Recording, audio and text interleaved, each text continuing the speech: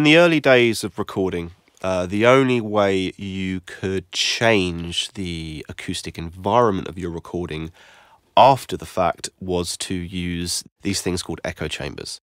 This was the first incarnation of changing the acoustic environment as a sound effect.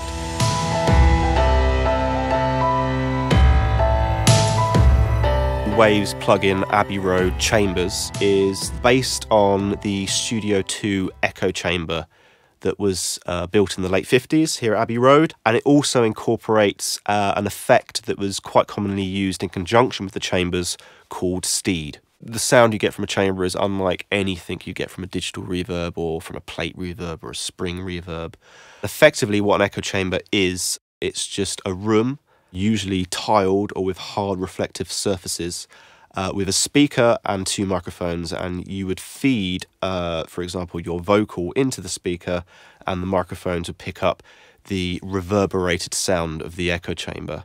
Studio 2's echo chamber was designed in around about the mid-50s by a EMI technician based out in Hayes called Henry Clark, with the help of a pop engineer here called Stuart Eltham. Some studios were famous for their echo chamber sound. And what creates that sound is a few things. Firstly, the size of the echo chamber. And then secondly, the materials that are used inside the chamber. Generally, you would want hard reflective surfaces.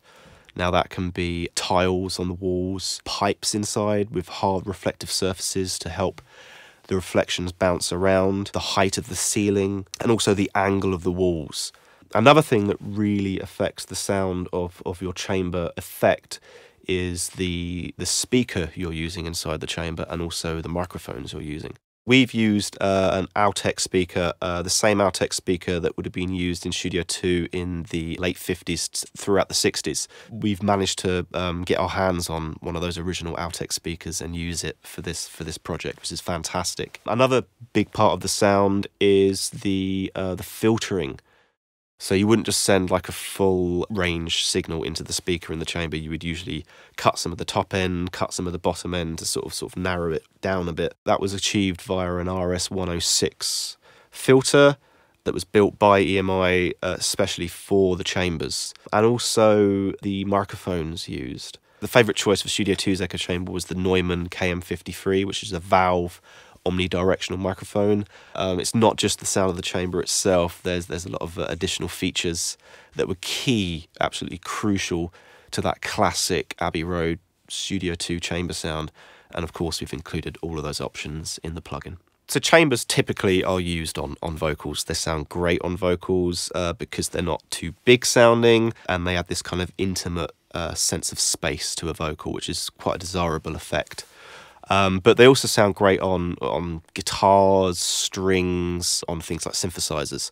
Anything that's come out of a digital box tends to really benefit from being used through a chamber, because you're kind of taking something that's kind of artificially created and you're putting it through something that's kind of real, and it just creates a very unique, rich, full tone that you can't quite get with a digital reverb, for example.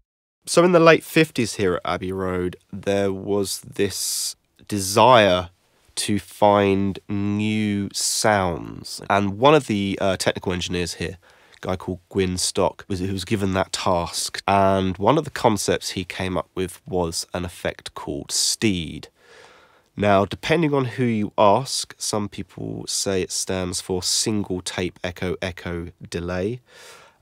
Or it could stand for send tape echo delay. And what it was or is a way of sending a pre-delay via a tape machine via filtering into the echo chamber. Now that on itself isn't anything new, or there's a lot of studios were doing that at the time. But what Gwyn achieved was creating a feedback loop off of the tape machine and then sending that feedback of the echo into the chamber as well. The idea being is that you would create a lot of these repeat echoes inside the chamber itself of the signal, and hence achieve a thicker, richer sound than if you were just using the chamber alone by itself. The most famous example of Steed in action, as it were, is John Lennon's vocal on A Day in the Life. Because the beginning of that production's quite sparse, you can really hear the Steed effect in quite decent isolation. So we spent quite a bit of time in the chamber to create this plugin. We were literally kind of standing in the echo chamber, playing signal through the speaker, and just moving around the room and seeing which bit of the room sounded best for a particular type of sound. Sort of even like we're sort of like standing on chairs to get our heads right up to the ceiling, or sort of crouching down on the floor, just using our ears really to actually really hear what the chamber's doing, what the room's doing. The angle of the speaker, the height of the speaker, the exact location in the chamber of the speaker, what gave a sound that was most faithful to some of the reference recordings we listened to. So the beauty of this plugin is that you don't have to use Steed with the chamber, and you don't have to use chamber with Steed.